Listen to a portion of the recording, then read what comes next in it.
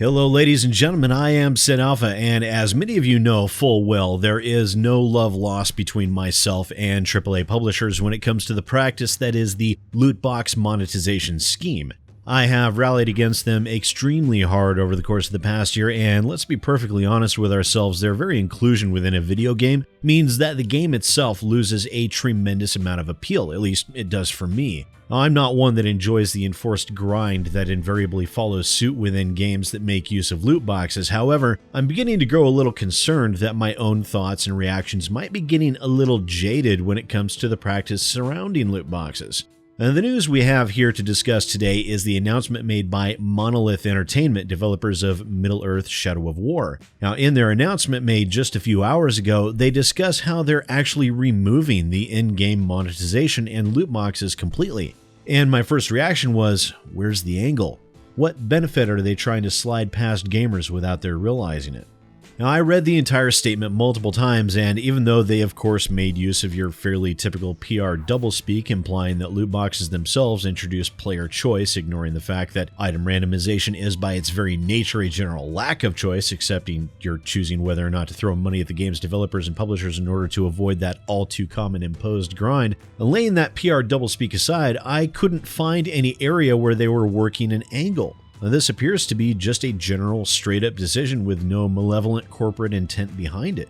And that is what has me so utterly confused. I'm so accustomed to AAA developers and their publishers engaging in such shady machinations and despicable monetization practices that I honestly found it difficult to wrap my head around the concept of a AAA actually doing this. Remove loot boxes?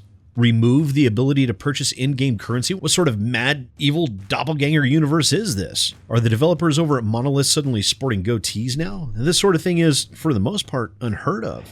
Must I quote you the 76th rule of acquisition? The 76th? Every once in a while, declare peace. It confuses the hell out of your enemies.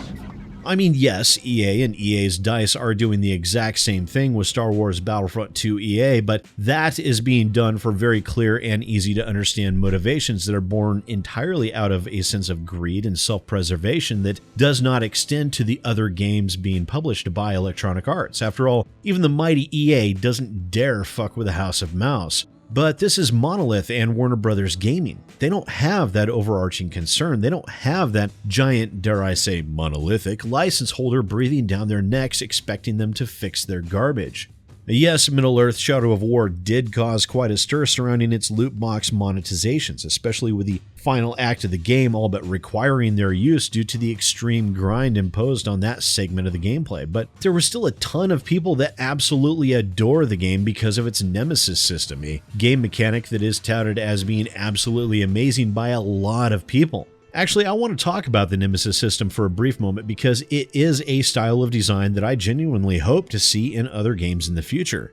The Nemesis system is, I'll just come right out and say it, extremely basic when it comes right down to it. There are a set number of character types within the Nemesis system, and that was no more plainly evident than when one like myself watched countless reviews from other games critics to make certain that there wasn't some glaring omission in my knowledge whenever I talked about the game. You see, duplicates all over the place, but it's how the Nemesis system was implemented that made such a simple thing so incredibly effective. Now, the reason being is the idea that some of you have heard me talk about before, and it's something that all of you Minecraft and Sea of Thieves fans know extremely well, and that is the concept of emergent storytelling. Now, this is a little different than what you see in sandbox-style games, but some of the same core principles still apply, and I may just do a video discussing different forms of emergent storytelling in the future, but for now, I'll just put it simply that the random elements surrounding the Nemesis system allows for experiences and moments within the game that are entirely unique to the player, but still allow for a linear story element.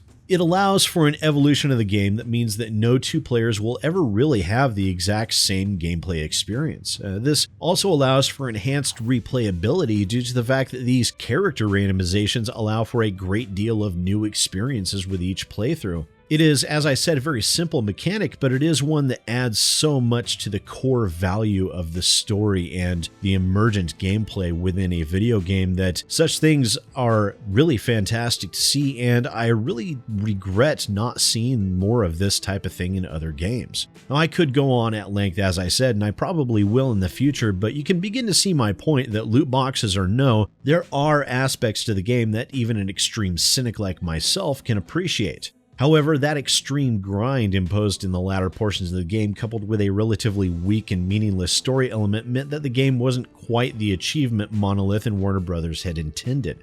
There were even many that refused to buy the game due to its loot box monetizations. I know that I had urged my own viewers to steer clear of the game because of its monetization aspects. However, now I may have to change my tune.